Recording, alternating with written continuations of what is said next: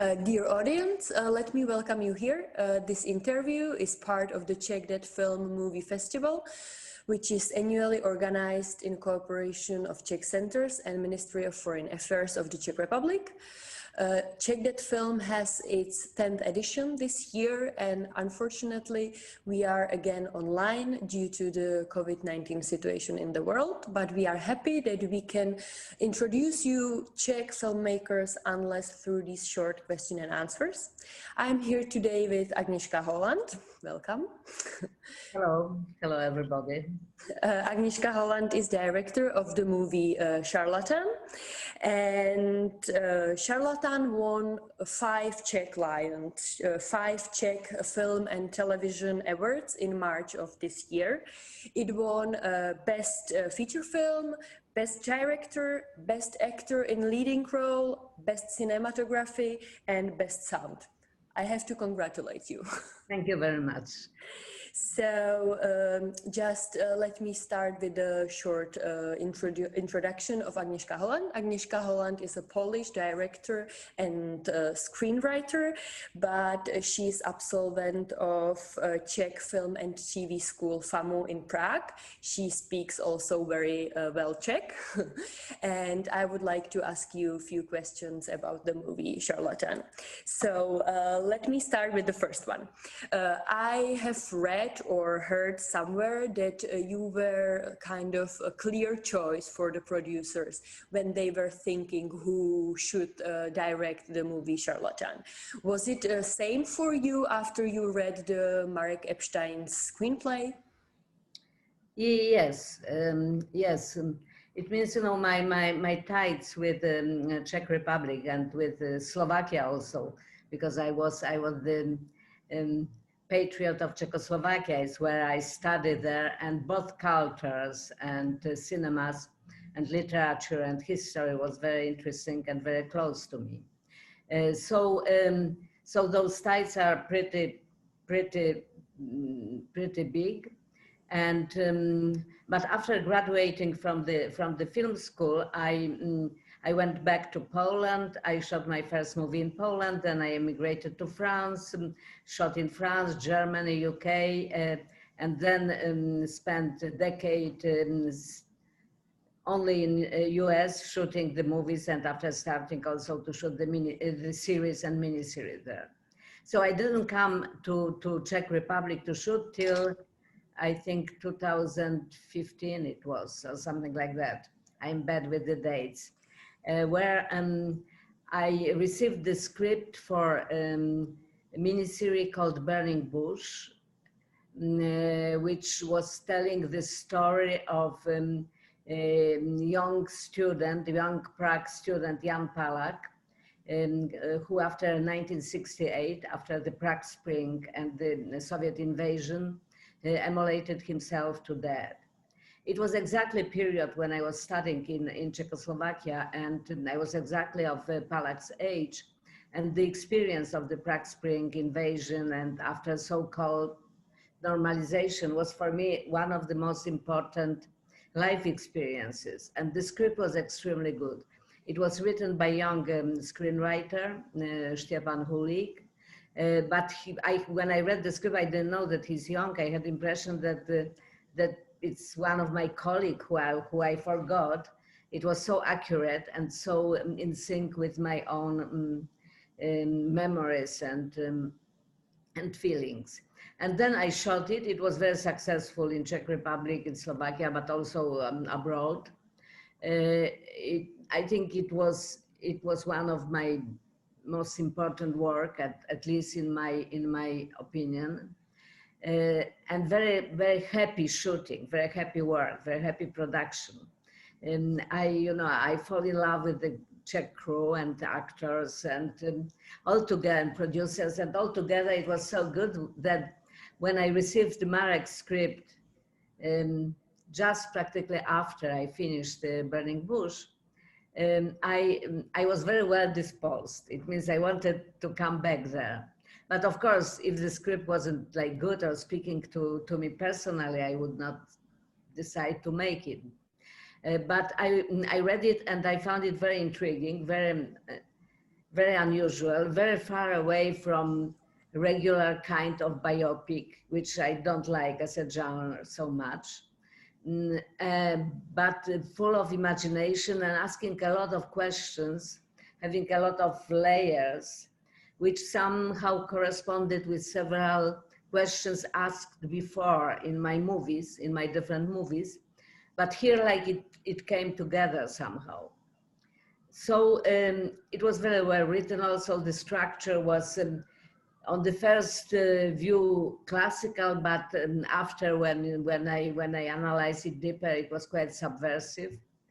So I said yes, but at the same time, when I decided to express my desire to make the script, I had another commitments and a lot of commitments. 2 feature films, Spur and Mr. Jones, and 2 series which I promised to format the first season. So I told them that I can do it only if they will wait for me 4 years, which is enormous amount of time. And the producer, Sharka Cymbalova, and the writer, Marek Epstein, they agreed to wait. So we've been doing something over those 4 years. We've been working on the script and we've been working on the casting. We knew also who we want for the crew. Most of the key person are the same I work on Burning Bush with, cinematographer Martin Szterba, who is living in Prague, Slovak guy. I worked 2 times before Charlatan, and we are friends, and I admire him and his way of working and his talent and his sensibility, visual sensibility. I think that we have a lot in common and are inspiring each other gradually. Also production designer, I worked on Burning Bush, Milan Bicek, and he is also fabulous. And we had the shortcuts. It's very nice, you know, to work with the people you really like to work with. And if it's like second, third, and fourth experience, you don't need to explain everything from the scratch. And the rest of the crew was, the composer is my usual composer, but he's Polish, Antoni Komasa-Łazarkiewicz. So I had, and the editor, also it was my 3rd work with Paweł Hrdliczka, and I consider him one of the best I worked with. So it was again like very nice prospect to work together. And we decided pretty soon also to cast Ivan Trojan as a lead.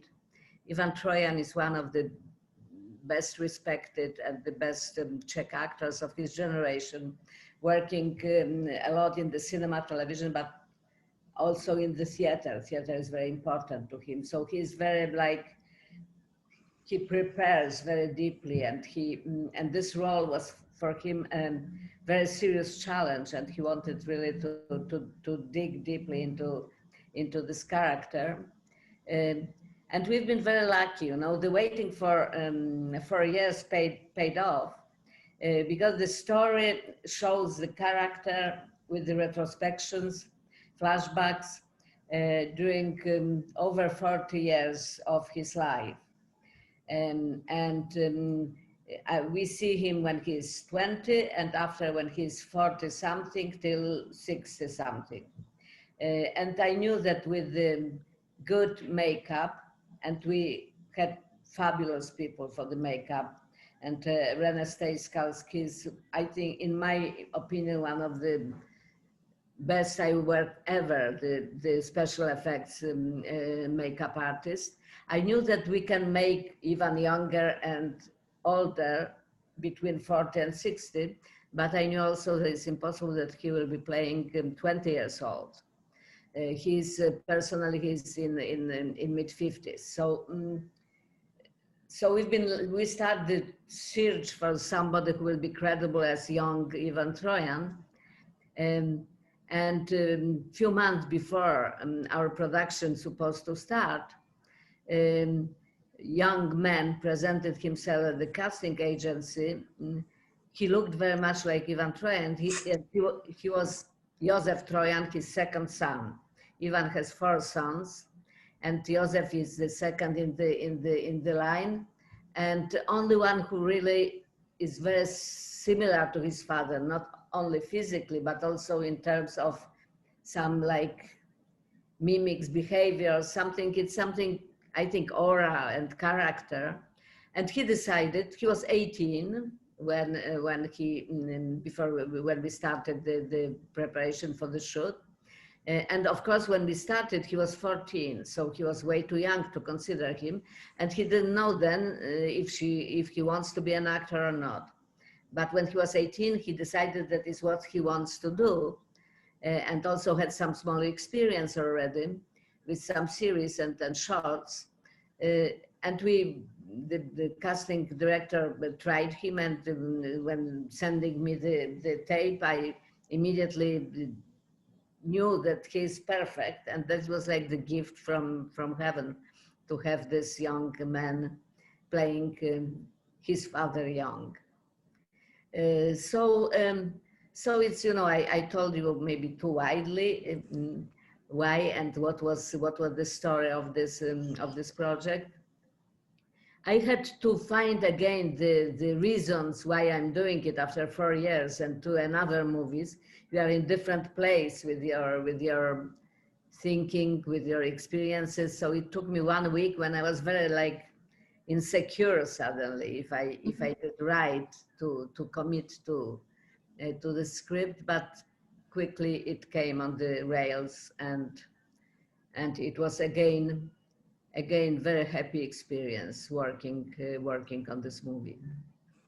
Thank you for this wide answer. You answered almost like 3 different questions I have prepared for you because I wanted to ask if you really like to work with the Czech crew, and this is the reason why you said yes for Charlatan. Then I wanted to ask if it was intentional to give the role of young Jan Mikolášek to Ivan Trojan's son, Josef Trojan, because as you mentioned, there is something they have really common. They move kind of in the same way. They have this aura, as you mentioned, which really makes the audience, I would say, to believe that they are younger and older, the same main character.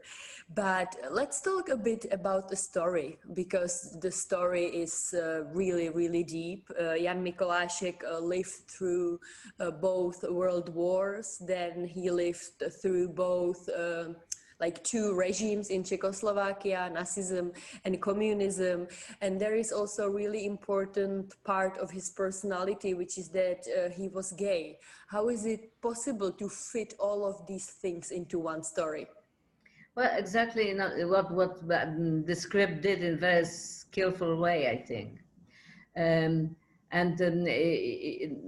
You describe some of the layers I'm talking about, and the richness of this film comes from the fact that nothing is final. It means we are not giving answers, we are asking questions, and his life is full of questions. About the human nature, about the destiny of the citizen of Central Europe in the first part of 20th century, and how much his destiny can depend on him, it's his choice, and how much he is the toy in the hands of the history and regimes, and how much he needs to conform, to be a conformist, to become the conformist in order to preserve his life and safety. And in the case of Mikolášek, also to do what he considered his most important vocation. It means to heal people with the means with his talent, with his special gift. And the another is his connection to the nature, the fact that he took all his strengths from the nature, from the knowledge of herbs, of medical herbs, from the knowledge of plants, from the knowledge of human's body, The name is Charlatan, the title is Charlatan because he was called like that by communist propaganda. But after making quite extended research about his activity, we came to the conclusion that he was not the charlatan, that he was like medical doctor without medical regular education, but he passed several tests and several exams made by the medical bodies of different kind, also by people working for Gestapo, which we show in the film. He was collaborating with some doctors.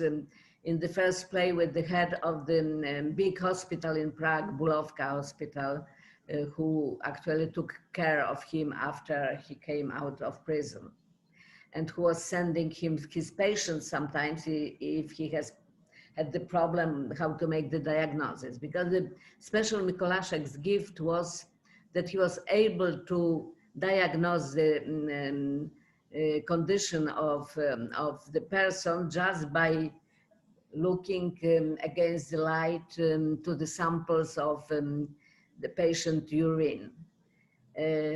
Which he was not only man in the history who had the skills, it was some branch of the natural healers who was developing this, but he was extremely good in that. But his main I think input into the medicine, it was his extremely deep knowledge of the medical plants, and also the talent to combine those plants in the way that they created efficient treatment. So because it became like not only the vocation, by some kind of the obsession of him, he was like compulsory healer. He was receiving the hundreds of people by day and was working quite often over the holidays or Sundays. He became like dependent on that somehow. It was for him difficult not to do it. And it's why also he accepted to collaborate with Nazis and then with the Stalinist communists, which gave him also the cover, especially after the Second World War, when the communist president of Czechoslovakia, after coming out of the concentration camp and being in very bad condition, was practically saved by Mikolaszek, and after he protected him, and till he died, Mikolaszek was safe. But when he died, the political police jumped on him to take the revenge for his impunity before. Yeah, as you mentioned that the name of the movie, Charlatan, especially in Czech, it has kind of a pejorative background, that when we call someone charlatan, it means that we don't believe in his medicine or doctoral skills. So you were also considering a different name for the movie? In some point, the sales agents were thinking that it may be like, negative, have negative connotations, but we didn't come with anything better. And I like the title. I like this duality of that, and the fact that the viewer has to like discover by himself what he thinks. Because of course, everything is problematic. We are giving a lot of proofs that what he did was real, but in the same time, it depends on the viewer. I had reaction from some medical doctor, it means from some regular doctors who've been a little like, they've been like, they didn't know what to think, they've been a bit uncomfortable with somebody like Mikolaszek as a hero. But what concerns his history of his medical career, it means of his healing career, we are very exact in the script. And as about his love affair, it's only the premonitions, suspicions, because we don't have the documents proving that. but it was the Ragots around, and it was also some letters sent to different authorities by, you know, neighbors or by some jealous people or unhappy patients who've been pointing this. So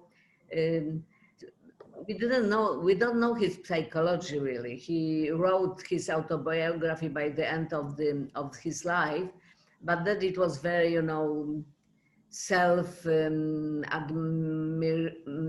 full of self-admiration and very positive. He gave very positive image of himself, and he didn't go to any problematic or controversial details. So the script is based on the real man, and his professional story is very exact, but about his soul, his psychology, his feelings, it's the fruit of the writer's imagination, my imagination, and actor's imagination, based on some suggestions coming from the research. Great, thank you. And while making the movie, did you, let's say, ask some doctors to help you with the medical part or the healing part of the movie? Did you discuss it with someone? Yeah, we had medical consultant, of course. We had also two herbalists as a consultants.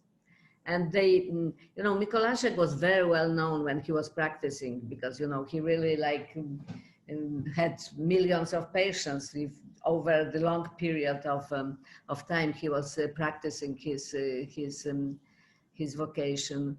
But he was forgotten after his arrest, after it was like not good to talk about him because he was like persona non grata, and after he was just forgotten. So when we started to prep the film, we've been talking to some people who remembered him from his family. His like grand nephew came actually with the idea to make the film about him to Czech television. So he was, first he wanted to make documentary, but after the television dramaturg decided that it's rather the subject for the future film fiction, because it was very few live documents from the time. It was practically, apart of some photographies and books, was nothing. But we talked to several people who remembered him, and the herbalists, our consultants, they knew very well him and his methods. And for them, he's like the, you know, mentor father, you know, of the herbalism in Czechoslovakia and Czech Republic. But when we've been shooting, actually, the memory have been coming, like the people, the extras of the crew people who didn't hear about Mikołajek, but after when they started to think, they say, oh yeah, my grandmother or my aunt or somebody, you know, yeah. So in the underconscious somehow his memory is still alive, and with the film, of course, it came on the surface. What else I can tell you? No, I just wanted to ask if you personally are somehow interested in this natural healing or natural medicine. I'm just curious. Actually, I am. It means I'm quite skeptical about the most of that, and I know the dangers of this new age kind of the, you know, tendency to a little new romanticism, to refuse the science and to believe in some, you know, shamans and so. But in the same time, it's, you know, the question of healing and the human health is something which in the history of the humanity is very present and has very strong like importance, like in the religions also, you know. Christ, first thing he was doing, he was like healing people and resuscitating even, you know, Lazarus. And in many cultures it exists, and certainly in several cultures, the alternative medicines is very, very efficient. Like I'm speaking about Chinese medicine or Ayurveda, or about some exactly shamans in Africa or South America. They are doing the things which are difficult to explain, but are quite efficient.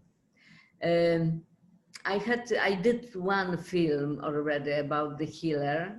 It was a little like tricky kind of healer who was touching the hands and was helping. And here, you never know, you know, if it's the fate which helps or what it is, or some kind of the energy. It was based on the true story as well. It was called Julie Walking Home, or The Healer, aka The Healer, this film. And I had one project about with the Sydney Pollack Company in 90s about very mysterious and important Brazilian guy who was healing, who was documented actually because it was filmed. It was documentary about him and was doing, and he was like illiterate, like simple worker from the countryside, and he did like incredible things. So I'm very much to support science and the regular medicine, but the part of my mind is open to some possibilities of the things and methods we don't know and don't understand yet. Or maybe it's just this little part of the miracle we need to not to fall into the existential pessimism. And I think I have just last question for you, which is if you are already thinking about some other work with the Czech crew, if we have something what we can looking forward to watch soon. I will be happy, you know, to reteam with with the Czech producers and crew and writers, and we are talking about it because the desire is reciprocal. It was not only for me, but also I think for everybody who was working on this film and producing this film, a good and like inspiring experience. So we are looking for some subject, for some project which we can do together again. Okay, so I really thank you for this interview. It was really pleasant, and I think we heard a lot of things like in the background of making the movie. And I also would like to thank to our audience for watching us, and I would like to invite you to watch other movies in our selection, which we have in this year's Check That Film Movie Festival. Thank you. Thank you very much, and I wish you all a great experience with our movies. Thank you. Bye.